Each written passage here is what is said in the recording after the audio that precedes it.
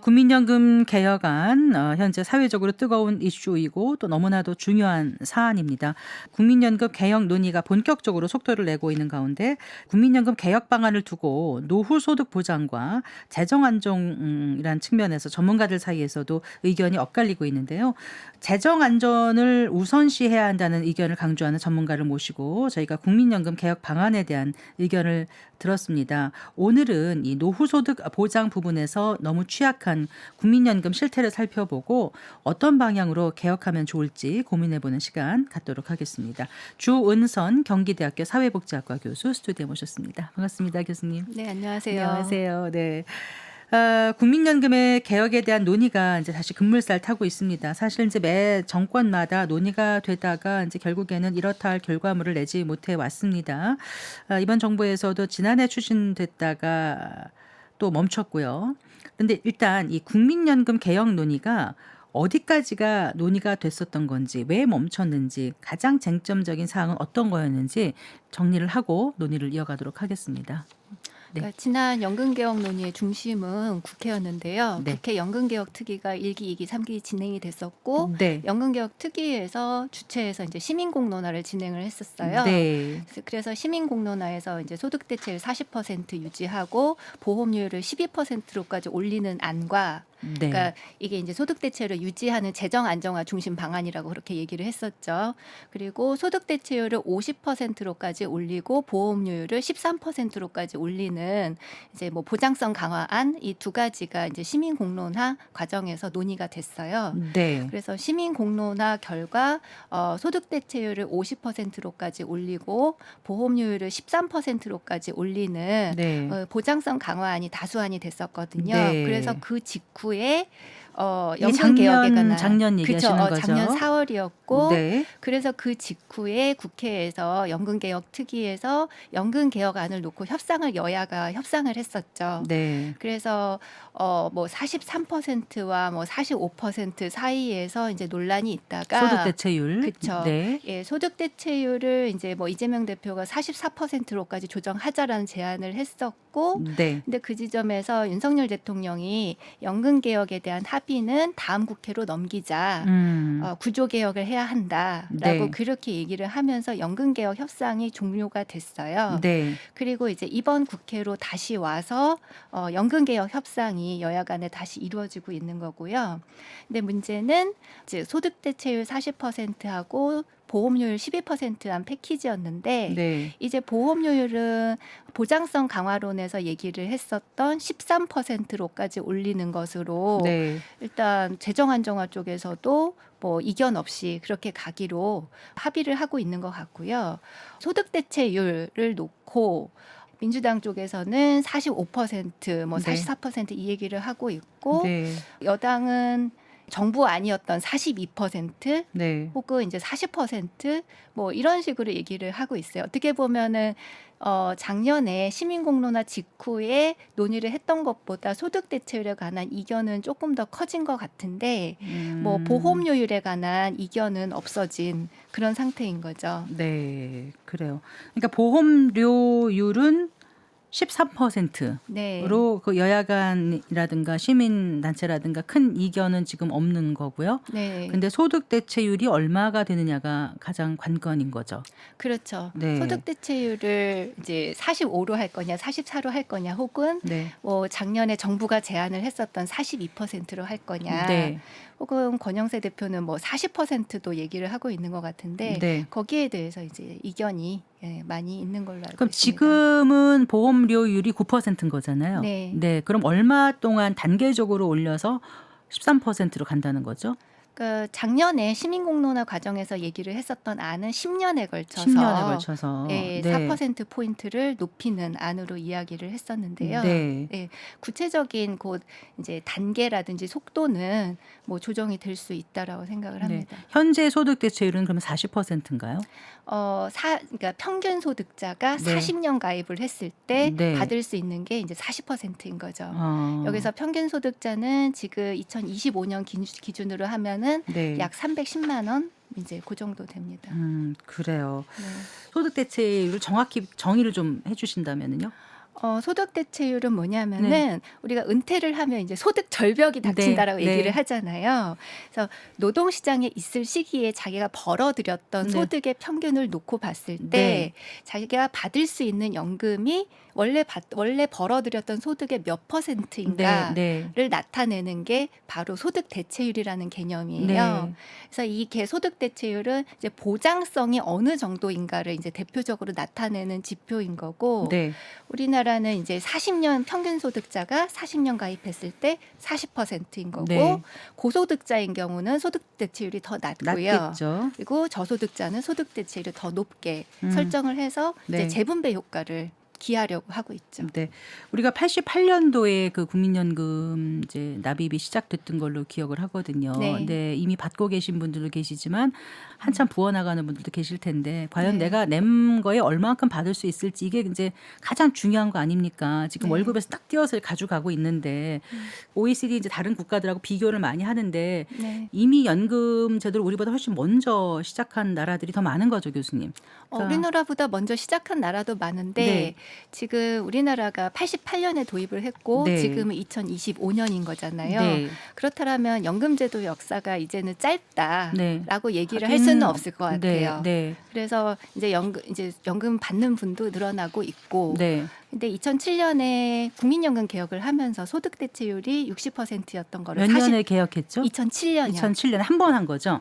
그 전에도 했었어요. 아, 그런가요? 98년도에도. 아, 그랬나요? 그때는 소득 대체율 70%짜리였던 연금을 60%로 조정을 했고, 아, 70% 네, 였으니까 초기에는. 아, 네. 그리고 2007년에는 60%였던 거를 40%로 떨어뜨린 그때 거예요. 확 떨어뜨린 거군요. 예, 예. 네. 그래서 지금도 소득 대체율이 매년 기준 소득 대체율이 0.5%씩 떨어지고 있고 아. 2028년에 40%가 되는 거예요. 네.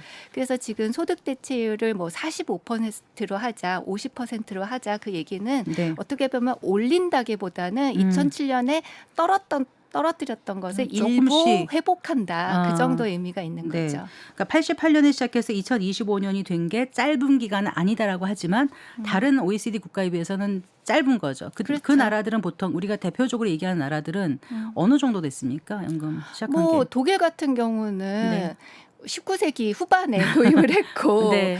그래도 이제 망하지 소득 않고 대체율이 높은 나라, 대표적인 예, 나라. 대표적인 나라 이제 뭐 미국도 소득 대체율이 높은 편이고요. 거긴 언제부터 대충 시작했죠? 대공황 시기에 대공황 때. 1935년에 네. 예, 그러니까 경제적으로 굉장히 어려운 시기에 노인 빈곤 문제가 워낙 심각했고, 네. 그렇죠. 그러면서 어떻게 보면 보험료를 내기가 상당히 어려운 거 아닌가라고 네. 하는 그 시기에 제도를 시작을 한 거죠. 네. 물론 시작했을 때 보험료율은 한 2% 정도밖에 안 됐어요. 네. 그러니까 모든 나라들이 시작할 때 보험료율은 낮아요. 네. 왜냐하면 제도가 처음에 도입돼서 정착하도록 하는데 시간이 필요하기 때문에 네. 예, 초기 가입자들한테는 보험료를 그렇게 많이 부과하진 않죠. 네. 하지만 이제 점점 경제가 성장하고 경제 규모가 커지고 그리고 제도가 정착하고 그리고 연금 받는 사람들이 늘어나고 네. 그래서 앞 세대가 연금을 받으면서 어느 정도의 생활을 유지할 수 있다라는 거를 이제 보면서 눈으로 뒷세대가 확인하고, 그렇죠. 네. 이제 연금 보험료를 이제 수용하게 되는 거죠. 저만큼 내도 내가 받을 수 있다라는 그렇죠. 자신감, 내 네. 노후가 어느 정도 보장이 된다라는 확신이 있어야만이 이게 계속 이어지는 건데 다른 나라든 그게 가능했던 건가 봐요. 그렇죠. 네. 네. 그럼 지금 아까 미국 같은 경우는 몇 퍼센트 얼마를 냅니까?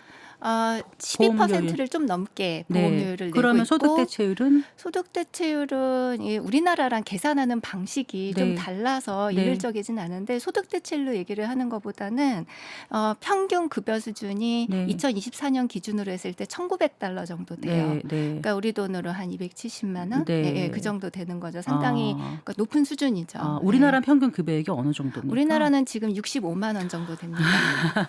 그러니까 우리나라 국민연금은 다른 나라에 비해서 매우 많이 낮은 물론 편이에요. 1인당 GDP 차이보다 그 연금의 차이는 훨씬 더 많다라고 그렇죠. 지금 느껴지지 예. 않습니까? 예. 그런데 이제 그런 나라들도 분명히 몇 번의 그 수정이라든가 이런 보완이 있지 않았을까 그렇죠. 싶어요. 예. 지금 우리는 이대로 놔두면 연금이 얼마 후에는 고갈이 돼서 아예 못 받을 거다 이런 불안이 아주 크지 않습니까? 네. 우리나라 지금 국민연금 기금이 2055년도에 이제 소진되는 걸로 5차 네. 재정 계산에서 이제 예측이 된 바가 있었는데요. 미국 같은 경우는 2030년대 중반에 연금 기금이 고갈되는 것으로 그렇게 예측이 돼요. 네. 그리고 독일이나 프랑스는 연금 기금이 거의 없습니다. 네. 예. 그러니까 굉장히 많은 나라들이 연금 기금 고갈이라는 것을 연금 재정 안정의 어떤 지표로 놓고 있지 않다라는 제가 거예요. 그 말씀 듣기 위해서 지금 사실 여쭤본 거거든요. 그런 나라들은 왜 그런 선택을 할 수 있을까요?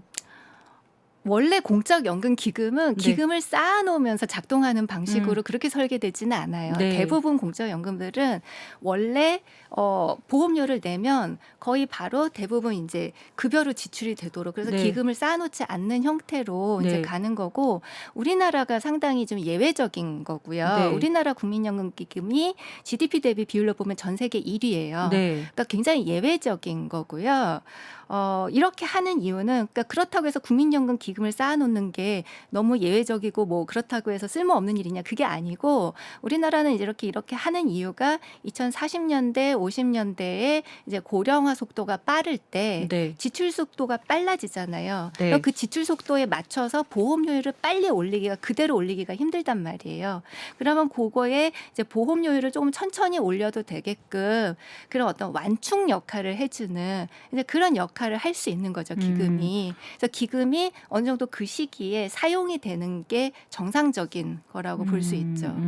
그럼 계금을 계속 쌓아놓지 않고 어느 정도 사용되게끔 하려면 네. 그렇게 하게 되면 지금보다 소득 대체율을 더 높일 수 있는 건가요? 그렇죠. 예. 네. 그러니까 예를 들면 뭐 국민연금 소득 대체율을 50%로 올렸을 때, 뭐 네. 45%로 올렸을 때, 뭐 여러 가지 이제 시뮬레이션이 있는데, 국민연금 소득 대체율을 예를 들어서 45%를 올리면 뭐 기금 소진 시점이 이제 64년도로 늦춰진다. 뭐 이제 이런 뭐 예측도 있고, 네. 그렇죠. 그러니까 보험료율을 13%로 이제 올렸을 때, 네. 그러니까 이거는 이제 뭐 보장성을 높이면 네. 물론 이제 재정에 부담이 가는 건 사실인데 그에 상응하는 이제 보험료율 인상을 같이 이제 추진을 하고 그리고 보험료율 인상뿐만 아니라 이제 다른 나라들이 이제 많이 사용을 하고 있는 재정 재원이 바로 국고예요. 네. 그러니까 유럽도 국고를 한 보통 연금 재정의 한 25% 정도는 국고를 사용을 하고 있거든요. 네. 네. 그리고 우리나라는 이제 국고를 굉장히 제한적으로 사실은 관리 운영비도 뭐 거의 안 대주고 있죠. 그러니까 국고를 굉장히 제한적으로 활용을 하고 있는데 OECD 한국경제보고서에서도 우리나라 국민연금은 재분배적인 요소가 굉장히 크기 때문에 네. 즉 낸 만큼 받는 뭐 그런 저축처럼 운영이 되는 제도가 아니기 때문에 뭐 재정 안정을 위해서 필요하다면 국고 지원을 할 수 있다. 국고 부분에 대해서 고려해야 된다라고 얘기를 하고 있어요. 네. 우리나라 국민연금 지출이 GDP의 7.7%예요. 네. 7.7%고 다른 나라들이 지금 GDP의 대부분 국가들이 9% 이상 쓰고 있어요. 그러니까 네. 유럽 국가들 기준으로 봤을 때. 자, 그럼 2060년에 한국 사회를 생각을 해보면 노인 인구 비율이 당연히 40% 이상 그렇게 얘기를 하죠.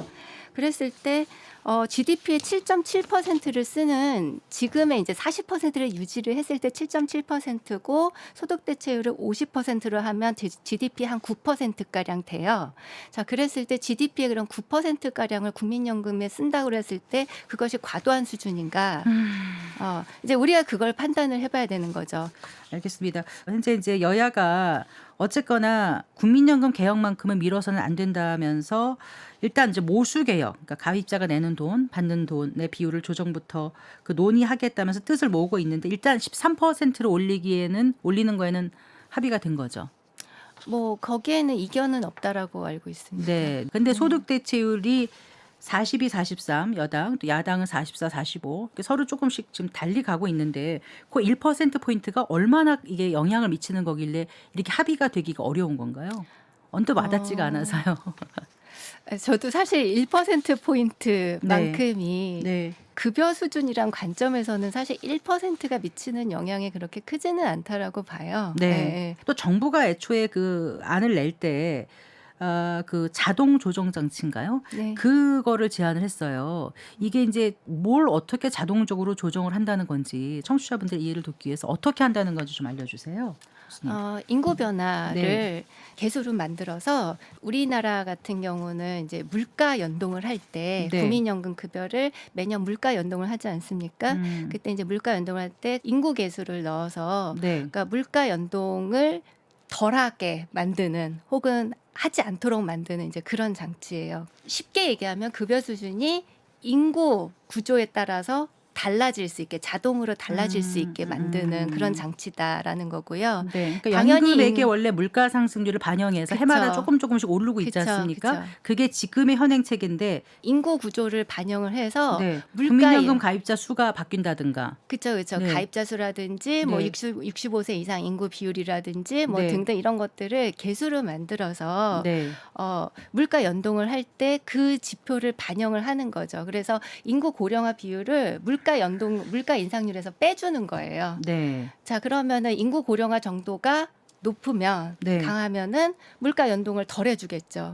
그래서 물가 그 연금액의 실질 가치가 떨어지는 거죠. 거예요. 네. 근데 인구 고령화는 앞으로 빨라질 게 굉장히 확연하기 때문에 네. 이건 뭐 자동적으로 급여를 삭감하는 장치인 거죠. 네. 자동 조정 장치를 도입하면은 1975년생 49살이 받는 평생 연금액이 현재보다 15%나 줄어들 수 있다라는 일단 정부 추계가 15%보다 줄어들어 현재보다 이 생각이 딱 드니까 걱정이 앞서거든요. 그러니까 사실 우리나라 같이 공적 연금의 수준이 낮은 상태에서는 네. 이런 제도를 도입을 해서 적용을 하는 게 쉽지는 않아요. 그러니까 연금액이 어느 정도 크기가 있어야지 네. 이걸 적용을 하면서 조정을 하는 게 이제 의미가 있는 거죠. 왜냐하면은 이제 사회적인 자원 배분에서 고령층한테 사회적 자원이 너무 많이 갔다. 그렇기 때문에 이제 인구 고령화 국면에서 자원 배분을 좀 젊은 사람들 쪽으로 하자라는 취지에서 이제 이런 제도를 도입을 해서 운영을 하는 건데, 네. 그러니까 국민연금에서 보장하는 급여 수준이 보잘것없는 상태에서 이런 어떤 자동 조정 장치를 도입을 하게 되면은 급여 수준이 점점 떨어지게 되고 네. 특히 연금액이 낮은 사람들한테는 이 물가 연동을 안 해준다라는 거는 굉장히 치명적인 거거든요. 네. 그렇기 때문에 여러 가지 이제 부작용을 야기할 수가 있겠죠. 네. 그러니까 자동 안정 장치를 하는 나라가 여러 나라가 있기는 한데요. 여러 가지 우리나라에서 이제 지금 정부가 제안한 방식과 유사하게 하는 나라가 일본이 있는데요. 네. 그러니까 일본은 근데 이 물가 슬라이드, 물가 슬라이드 제도를 도입을 해서 근데 실제로 작동을 시킨 적은 2번밖에 없다라고 그렇게 알려져 있어요. 왜냐하면은 워낙에 계속 저성장 국면이 네. 지속됐었기 때문에 뭐 물가 운동을 이렇게 제대로 할 수가 없는 상황이었죠. 그러니까 이 자동 안정화 장치는 연금 기금의 고갈을 막고 오랫동안 지급할 수 있다라는 장치로선 좋으나 개인들한테는 어쨌든 급여액이 연금 급여액이 줄어든다. 네, 그러니까 뭐 네. 재정 안정을 기할 수 있는 방식은 여러 가지가 있잖아요. 뭐 보험료율을 조정한다든지, 뭐 아까 얘기했던 뭐 국고를 일부 투입을 한다든지, 아니면은 뭐 상한 이상 부분에 대해서 뭐 추가적인 보험료를 부과한다든지 등등 다양한 방식이 있는데 이렇게 이제 인풋을 확대하는 전략보다는 그냥 급여를 줄이는 급여를 이제 조정하는 방식으로 네. 재정 문제를 이제 해결을 하는 이제 그런 방식이 되는 거죠. 그리고 지난해 정부가 발표한 국민연금 개혁안에 그 세대 간 차등 인상안이 있지 않았습니까? 네, 차등 보험료율 인상안. 네, 이것도 지금 이제 이슈가 됐어요. 그래서 좀 보정이 될까요? 어떻게 보세요? 정부는 이거 이제 문제가 있었던 부분을 네. 뭐 예를 들면 1년에 이제 출생 연도 차이로 네. 보험료율을 뭐 0.34% 이상 3~4% 이제 차이가 나는 이제 그런 방식으로 이제 그러니까 고연령층일수록 보험료 인상 속도를 빠르게 네. 낮은 연령일수록 그러니까 젊은 사람일수록 보험료 인상 속도를 천천히 근데 뭐 그게 그렇게 그 가는 차등 방식이죠. 인상 안에서 세대 경계인 경우 특정 연령대 가입자들이 손해 볼 수 있다는 건 무슨 얘기예요? 그거는 이제 정부 안이 원래 설계가요. 예. 이게 이제 되게 이상한 설계예요, 사실은. 10년 단위로 네. 그러니까 예를 들면 2025년 기준으로 20대, 네. 2025년 기준으로 30대 이런 식으로 이제 자르다 보니까 네. 그 경계에 있는 연령대가 예를 들면은 뭐 84년생은 뭐 84년생은 0.33%씩 오르는 이제 그런 스케줄을 따르고 예를 들면 그리고 그 바로 1년 차이로 이제 20대로 분류가 되는 사람이 있잖아요. 네. 그러니까 그 9살이 뭐 9자가 들어간 나이냐 네. 2025년 기준으로 혹은 0자가 들어간 나이냐 거기에 따라서 보험료 인상 스케줄이 달라지는 거예요. 그러면서 이제 뭐 정확히 말하면 손해라기보다는 보험료 인상 속도에 이제 차이가 생기는 그런 연령대가 있는 거죠. 그래서 어떻게 좀 바꿨어요? 정부 안이 바뀌었어요? 뭐 정부 안은 그걸 이제 절충을 했다고 하는데 네.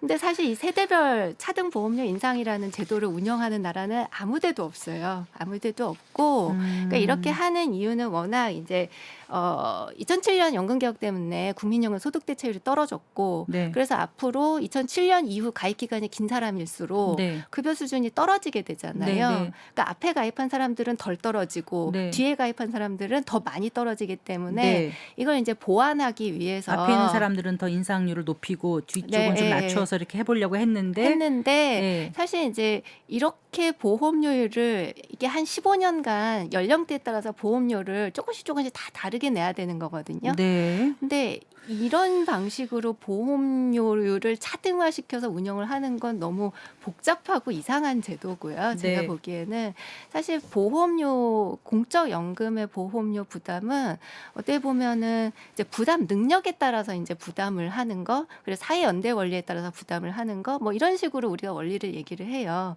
그랬을 때 세대에 따라서 부담 능력이 동일하다라고 우리가 볼 근거는 없는 거죠. 그렇네요. 네. 네. 네. 같은 세대라고 다 부담 능력이 똑같다고 볼 수는 없기 그쵸. 때문에 세대별로 구분하는 거는 네, 모순이 있을 그런 수 어떤 있다. 재정 부담, 사회보장 재정 부담의 원리에 비춰봤을 때는 그렇게 타당하지는 않아 보여요. 혹시요 교수님 그 모수 개혁 물론 중요합니다만 이제 기초연금과 그 퇴직연금까지 포함해서 연금제도 전체를 손봐야 한다는 이제 주장도 있지 않습니까? 여기에 대해서는 어떻게 생각하세요?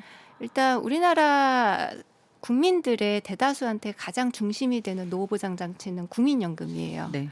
그리고 지금 20대, 30대도 중심적인 노후보장 대책이 국민연금이라고 그렇게 얘기를 하고 뭐 50대, 60대도 당연히 이제 국민연금일 겁니다. 그리고 기초연금 수급률을 넘어서게 되는 게 2040년 뭐 경에는 기초연금 수급률을 넘어설 거예요. 국민연금 수급률이. 네. 자, 그렇게 된다면 국민연금이 어떤 노인들한테 얼마만큼의 보장 역할을 해내느냐에 따라서 기초연금의 역할이 달리 설계가 될 거예요. 네. 그러니까 제가 드리고 싶은 말씀은 이 중심 노후소득 보장 제도인 국민연금의 역할을 잘 설정을 해놔야지 기초연금에 관해서 우리가 어떤 조정을 할 것인가, 급여 수준이라든지 대상 범위라든지 이런 것들을 어떻게 할 것인가를 그때 결정할 수 있다라는 뜻이고요. 네. 그래서 국민연금을 잘 손을 봐야 된다라는 거고, 그리고 퇴직연금도 당연히 이제 개혁이 필요하죠.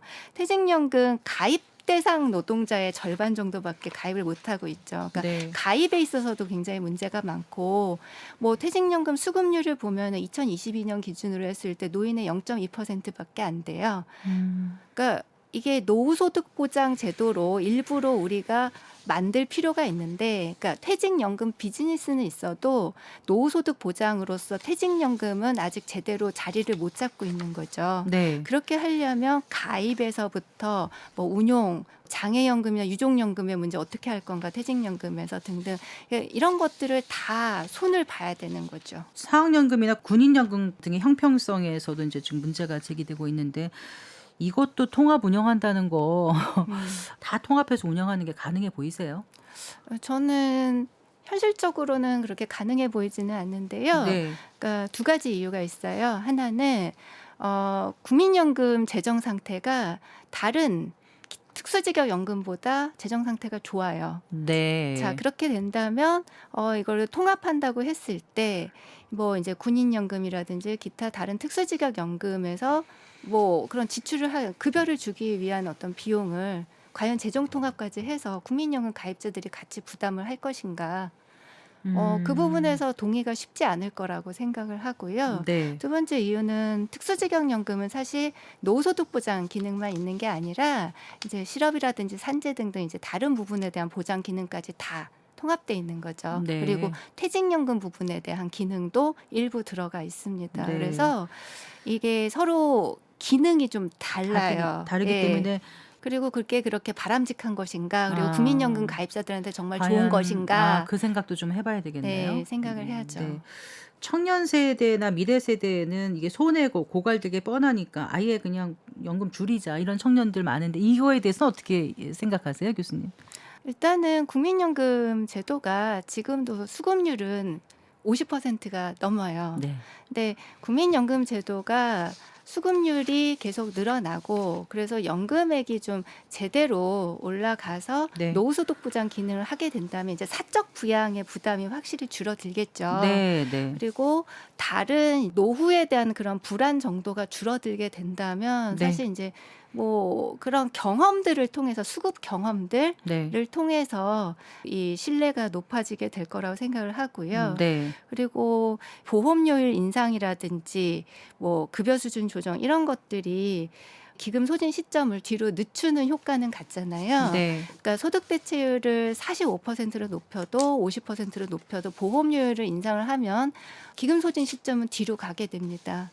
그리고 우리가 이제 재정을 부담하는 방안이 네. 굉장히 다양하고 그리고 앞에 이제 말씀드린 것처럼 뭐 다른 나라들이 이미 GDP의 10% 가까이를 부담을 하고 있는 이런 공적연금제도를 운영을 하고 있는데 우리나라가 2060년, 70년에 그런 제도를 운영하지 못할 것인가라고 생각을 해보면은 저는 그렇게 생각되진 않거든요. 네. 그러니까 그 정도의 사이즈를 가진 공적연금을 운영을 하는 게 어쩌면은 가능하기도 하고 네. 또 노인들이 적정한 수준의 소비를 하는 네. 그런 집단으로서 존재해야지 그 시기에 어떤 경제 운용도 가능할 거다라고 오히려 그렇게 생각을 해요. 공적연금이 너무 적으면 오히려 문제가 될 수도 있겠다라고 생각을 합니다. 네. 저는.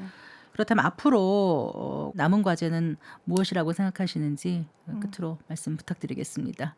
사실 국민연금 개혁은 이제 국민을 향해 있는 거잖아요. 네. 그러니까 국민의 노후소득 보장을 이 기본 기능을 이제 어느 정도로 할 거냐. 그러니까 결국은 이제 국민을 설득하는 게 중요한데 그리고 더군다나 이거는 부담을 더 많이 하게 만드는 개혁이란 말이에요. 그렇기 네. 때문에 국민들을 잘 설득을 하는 게 중요한데 제가 보기에는 이제 이 여야 정당한테 가장 중요한 거는 결국에는 국민들을 잘 설득해내는 문제.